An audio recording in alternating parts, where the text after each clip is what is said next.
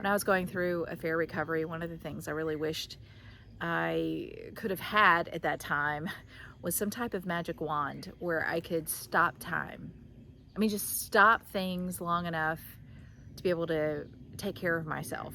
I could just stop time so I wouldn't have to get the kids ready for school, or stop time so I wouldn't have that deadline at work, or stop time so I didn't have to clean the house. Whatever it was, I needed a minute, you know? And it was so hard because life got in the way. I didn't have the luxury of just working on me because life, and I don't know if you have that situation as well. As I'm recording this, I'm actually in the middle of a situation right now that made me think of this. I'm actually at my parents' house. They live on this beautiful piece of property in a small little house on a pond.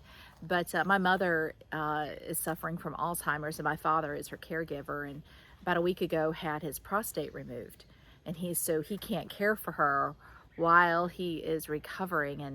And so my sister and I are taking turns taking care of my mama, and it got me really thinking about, I do not know what I would have done, how I could have functioned in affair recovery if something like this were to happen simultaneously with me dealing with affair recovery. I was very fortunate that I didn't have any major life transitions or issues during affair recovery, but I've noticed in the Facebook group that I manage, that there are a lot of people, they're dealing with losing someone they love, whether it be a parent, a sibling, whatever, to death. So they're grieving two things at one time. Some people have lost their jobs. Some people have lost a child. And I thought to myself, oh my goodness, I could not imagine going through that. So I wanted to create this video for those of you who may be experiencing heavy life stuff in the midst of affair recovery and wondering how in the world you're supposed to do both of these things. How to take care of yourself during this time. So stay tuned. Let's talk about that.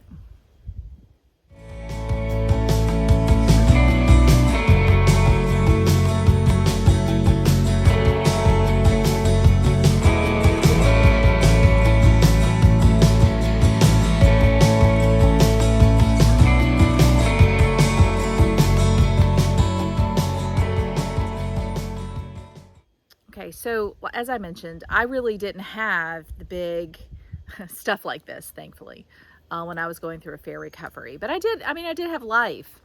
And one of the skills I had to learn is something I'm going to help share with you.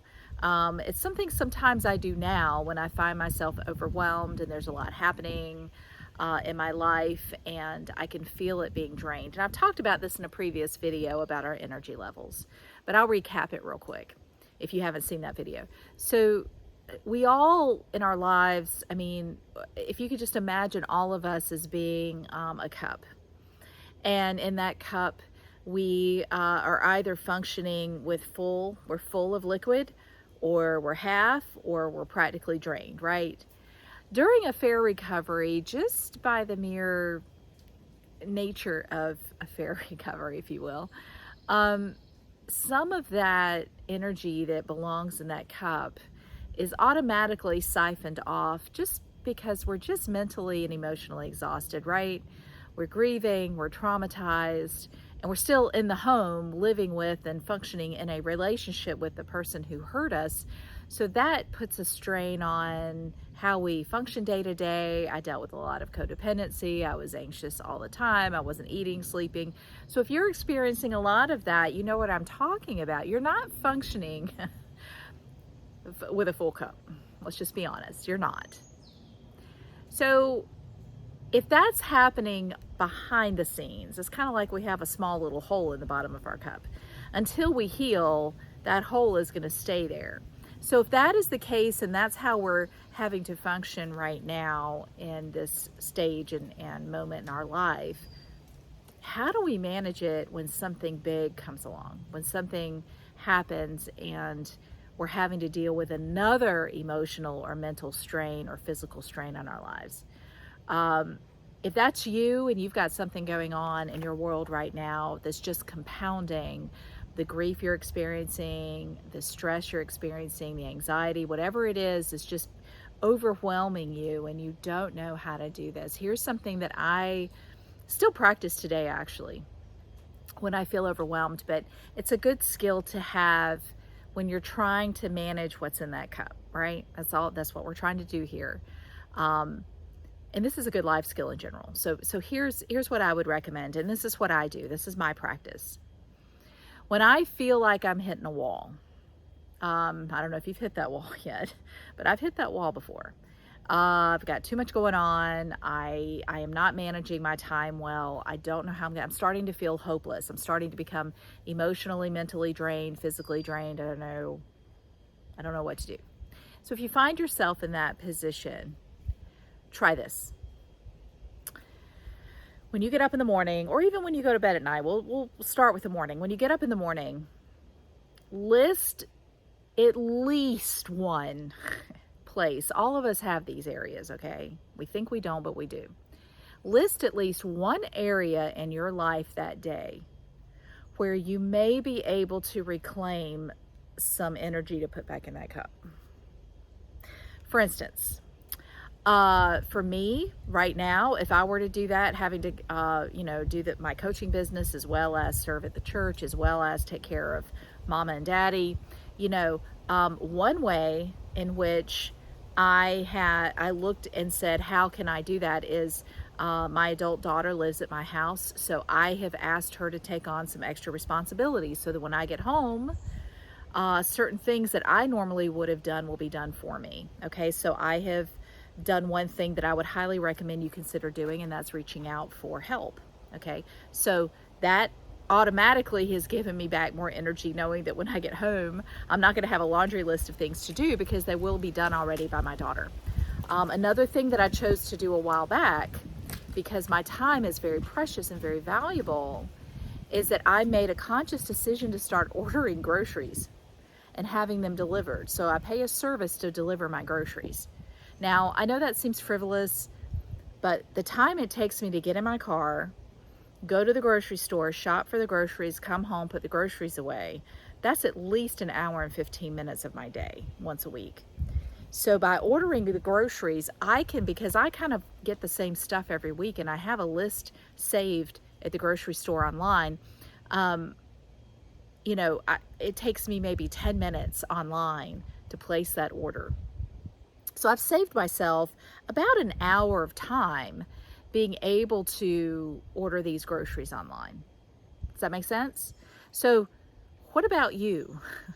If you sat down and asked yourself that question, where in my day or where in my life right now could I save a little bit of time, or where in my life can I put more energy into this particular cup of mine? How can I get some of this back? I bet you would find things in there that you hadn't thought of before. So the goal here is, once you pick something, and I'm just saying one thing, this is not meant to be super challenging or to stress you out, but if you find the one thing, okay, you commit to finding a way to do that one thing that you can get more time in that cup, more energy in that cup, whatever it is that you absolutely need. How can you find that? What can you do differently? Can you call upon somebody to help you? What can you do? Okay.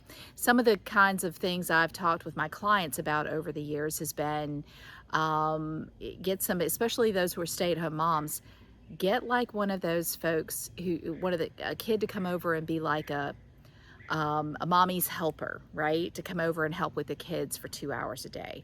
Hire somebody to come in once a week and do a thorough cleaning of your house. Hire a laundry service. Do what you need to do that you can afford to do, that fits into your schedule, that fits into your lifestyle, whatever it is, that can help you put more in that cup. Now, here's the key factor here. Follow up with yourself. Hold yourself accountable. If you did this in the morning, and by the time you go to bed at night, you have not done anything about it, hold yourself accountable. Say, tomorrow I have to do this. I'm actually going to put it in my calendar to look into this and how I can do this differently. Okay? Everybody has somewhere in their world that they can retake energy that is desperately needed for a fair recovery. Okay? We got something Now, for some of us, it could be as easy as we start actually eating. Okay, haven't been eating for a while, we've lost a lot of weight, so now we need to start eating again. For some of us, it could be that we just need to figure out how to relax. And maybe that means you start incorporating a time of yoga and meditation, or you start carving out time for a hot bath before you go to bed at night, or whatever it is. Or you start reading a book before you go to bed, something to help you relax. So it doesn't have to be this big dramatic thing. It can be a very small thing. But let me tell you, even the smallest little bit of retaking energy, you'll feel it. You'll feel it. And the more you do this exercise, the more you're able to put things back in that cup that are desperately needed for your recovery. So I hope you will try that exercise and give it a shot. And you know what? If you're looking for someone to walk this journey with you, I'm a master certified coach, and I would love an opportunity to do that. Schedule a free session with me below, seriously. The free session, there's no obligation, and I'll help you with whatever I can help you with on the call. And if you like your experience, let's talk about coaching and see if that's a good fit for you. I also have a bunch of freebies below. Make sure you grab them, and please subscribe to this channel. That way, whenever I post something new, you get notified. All right, thanks for spending this time with me. I hope you find this helpful, okay? Because again, life's gonna happen. Remember, life is always gonna happen. So watch that energy level.